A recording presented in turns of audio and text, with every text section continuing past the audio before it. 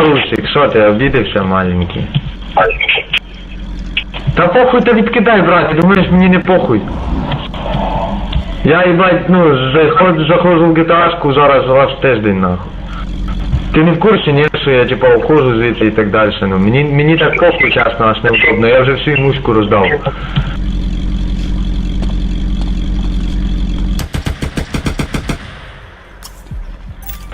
Пиздец, мене ж емок не хватить, що?